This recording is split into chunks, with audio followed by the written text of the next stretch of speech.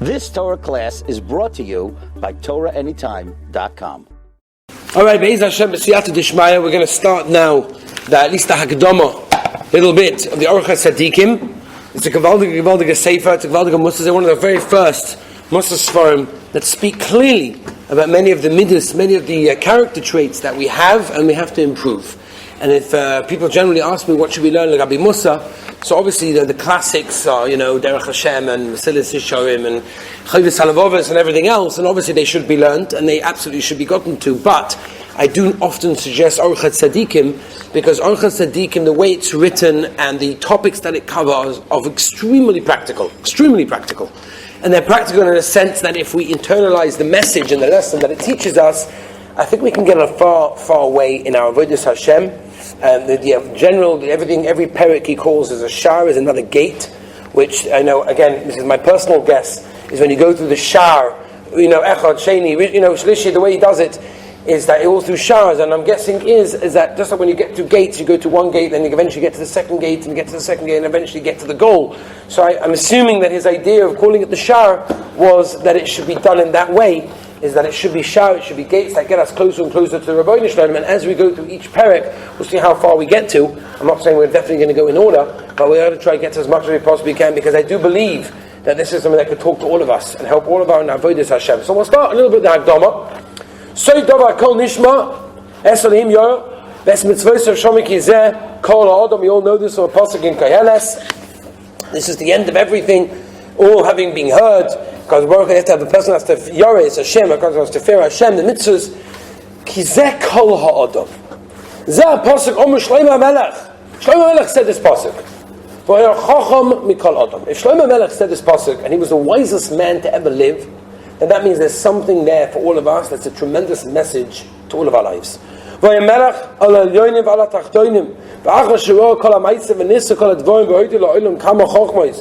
after he'd seen all of the things in the world, all the deeds and everything, and he got a lot of wisdom, ended off saying, the end of everything, fearing Hashem. So it sounds like Shlomo Melech, who's the Chacham Mikol Adam, the biggest wisdom of everyone. He writes, remember one thing, Soif Shal Kol Davar, everything, at the end of everything, is Yiras Hashem. Fearing the Rabbeinu Shalom is the highest Madrigal that we can have. And that's how we started the Mishnah, Yiras Hashem, Reishis Das. The beginning, Yiras Hashem, the beginning is understanding knowledge. You see him in the ends. Isha Yiras Hashem Hitis Halol. We know this from Friday night. Isha Schayel. Isha Yiras Hashem Hitis Halol. That's praised. A woman that has fear of God. So it seems clearly we find from many Marmakomas that fear of the Rabbeinu Shalom Yiras Hashem is a tremendous midah to try and acquire. The ilu Adam Acha Hoya Mazel Oilam Al Yiras Shamayim. If anybody else would have told us about Yiras Shamayim, we would have said, nice schmooze, thank you, but move on.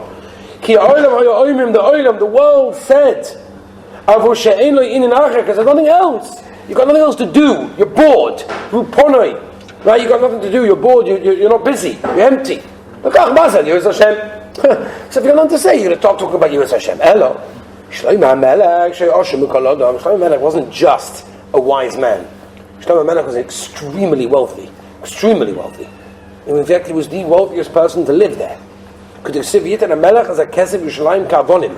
gave out money like stones. Now you go into the streets of Yerushalayim and you see, especially when they start digging, there's stones all over the place. The place is mamish, molly stones, avonim, you're walking on them, you're trying to get, it's unbelievable. And Shlomo HaMelech gave out money like stones. It was like water for him.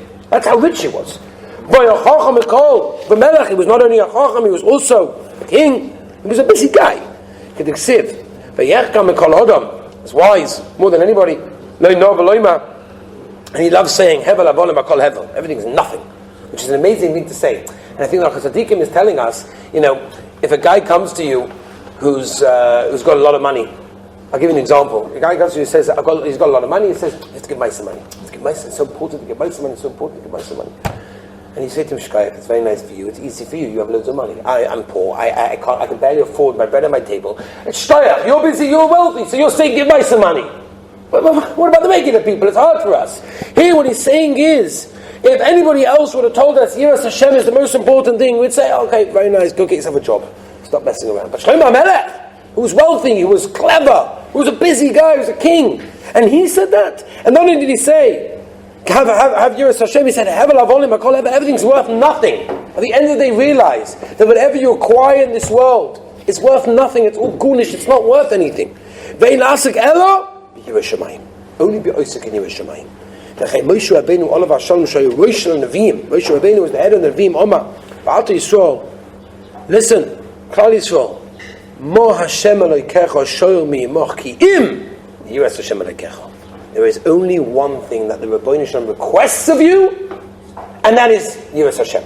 That's it. Moshe Rabbeinu, Mamish, the head of Klal Yisrael, brought Torah down from Har Sinai, and he's telling us, What does Hashem want from you? How much does he ask from you? He does everything for you. He gives you everything. What does he want from you in return? Ki im Yiras Hashem Elokecha. V'chein David HaMelech Olav HaShalom Omar Reishis Chochma Yiras Hashem. Not only do we have Shlomo HaMelech, not only do we have Moshe Rabbeinu, we've got even David HaMelech, Posek in Tehillim. Reishis Chochma is Yiras Hashem. The beginning of wisdom. People like to be wise, people like to be clever, people like to know what's going on. David HaMelech tells us, what's the secret? Yiras Hashem. Now, we have to understand what this means and how it comes and applies to us. But let's just try to get through what we can of it. It's a beautiful Akdama. Just because we see a person, just by the way, something we hadn't previously mentioned, but we don't really know the author of Orchot Tzadikim.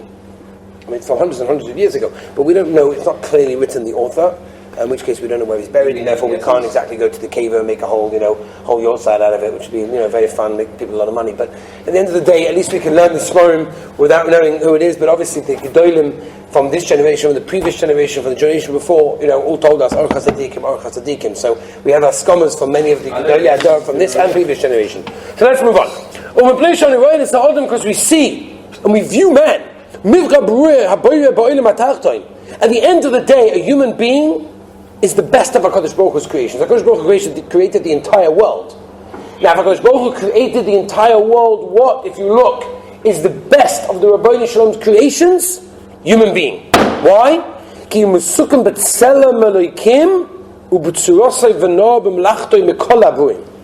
of everything the Rabbeinu Shalom created, we are created b'tselem Elokim. It's a Posek in the Torah, even Goyim Pashtus.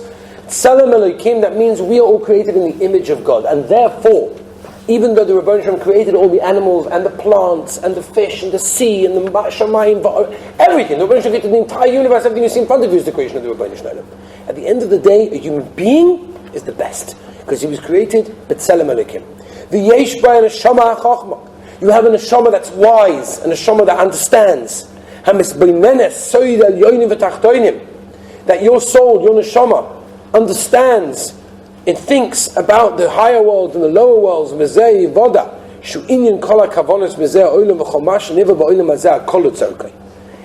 that was created in this world was for the tzarich of the Rebbeinu Shalom. That's why Klal Yisrael received Torah's emes, that teaches us the proper way. Not like, unfortunately, so many people think the Torah is restrictive. The Torah doesn't allow you to do things that you want to do. I just want to have an easy life. I want to have a free life. No. If a person really understands what Torah is, if a person really understands what the mitzvahs are, if a person really understands everything that's written in the Torah, he understands it as a message that the Rebbeinu Shalom gives him, that you want to have an easy, good, and fulfilling, and happy, successful life. This is the instruction book, how to do it. Right? We all know the famous Maisa. I think it was Rabbi Chatzkel came into the mayor once, and they first invented the food mixer, food processor, which was like a big chiddush. So somebody sent it to Europe, and he got it, and he was so excited. He got this box, and inside was a machine, and now his wife will not have to sit there kneading the challah or whatever. Now you can plug it in and be busy with it in a much easier way. And he came into the Beis Medrash, and he clapped on the bim and said, Rabbi Yisrael, Chavaraya! And the Rebbeinu Shalom wrote the Torah. He said, look to him, okay, nice musician, why is holding a big box? Where's the raya from the box? Where's the raya? Okay, this box came with a machine. This machine will help my wife make colors and other things as well. And it came with an instruction book. What's the instruction book? The manufacturer of the machine wrote an instruction book for best usage follow this instruction. Said Rabbi Chatzkel, the Rebbeinu Shalom created the world, and he wrote, the manufacturer of the world, capital M, wrote an instruction book. And in that instruction book it says, for best results of this world, use this way. So the Torah isn't a restrictive way of not doing things that you want to do, but it's the way to live life in the best possible and most fulfilled way. And that's what he says.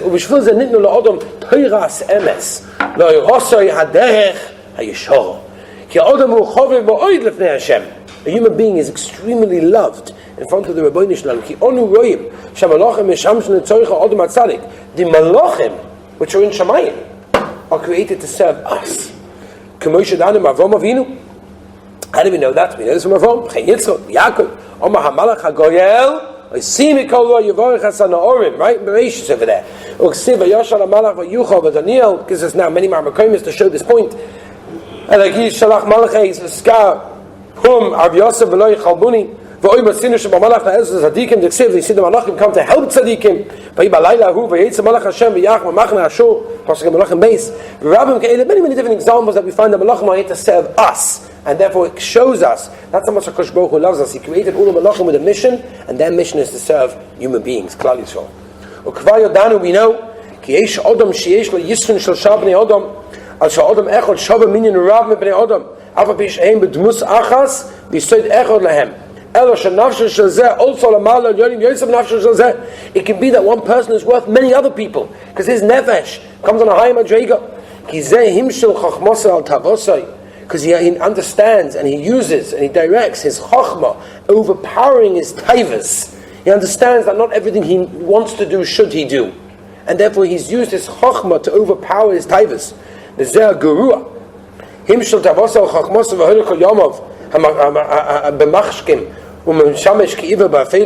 Can you imagine a person that does the opposite? What he does is he causes the other way around. He causes his taiva, his lust, to rule over his chachma, which means he has no control over his body, he has no control over his actions. All he does is whatever he gets told to do by the horse and animal inside him. That person, the way that he explains is v'hola kol yamav, he's going his entire days. He's walking basically as a blind man, groping and trying to figure out. Even though he thinks he's alive, he thinks he can see, he thinks he knows, but his animal characteristics have overtaken his chachma inside him, and that's what rules him. And that's so sad, right? And we've spoken about this many different times as well, especially when it comes to Elul and other things, that if that's how you live, then you live your life as an animal. You're not a human being. A human being knows how to say no. A human being knows how to work on himself. And that's exactly what Orchot Tzadikim is all about. It's working on yourself, not always to give in to every one of your animal taivas and your wants and requests, but you learn. It's like, for example, a person that rides on a horse, which we were Orchot to do last week. Ride on a horse. Imagine you go wherever the horse wants. What power are you? Yeah, I'm stronger than the horse. No, you're not. He's taking you wherever you want. No, but I'm in charge. I own the horse. No, you don't. He's taking you wherever he wants. But a real human being understands if you direct on the horse, no, you want to eat right now, as we were told? No, you can't eat right now. You pull him up, make sure now's not the time to eat. Why? Because you're in charge. Every one of us have the same opportunity. We can either give in to all of our taivas and say, do whatever you want, and follow the body's taivas, which basically, as he learns, is you're going to be living like a blind man groping in the dark, or you learn how to control your taivas and perfect your character to become a human being that's right, to have the Shekhinah resting on him, and that you become worth many more people, as he explained. Last one, Rabbi say, every man, every human being has 5 koiches. We can hear. We can see. We can smell. We can taste. We can feel. These are the 5 senses. He feels that he's touching something. Amazing insight. That these 5 senses include every action that we perform. There is nothing that you do that doesn't include one of these 5 koiches. Nothing. If you go about your day, think about what you do. You either taste, or you're smelling, or you're touching, or you're seeing. How do all these 5 senses work? The heart. The heart's controlling all of those senses. And the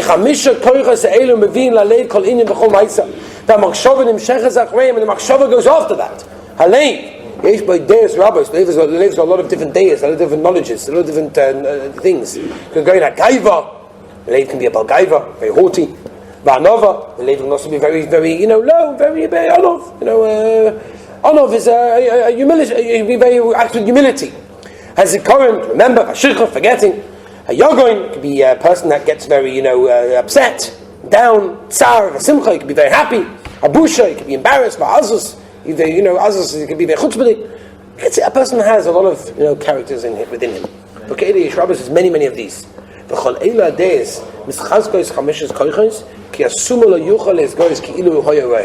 person that cannot see cannot be haughty that I see. And therefore what we're going to have to work on, and that's what he's explaining now, is that all our five senses work through the heart. So if we work with our heart to perfect our soul with our character traits of some of them that he mentioned and more, then be'etzem become a person that can be proud of who we are and become a better person, and that will eventually lead us to what he started with, which is to be a... You've just experienced another Torah class brought to you by TorahAnytime.com.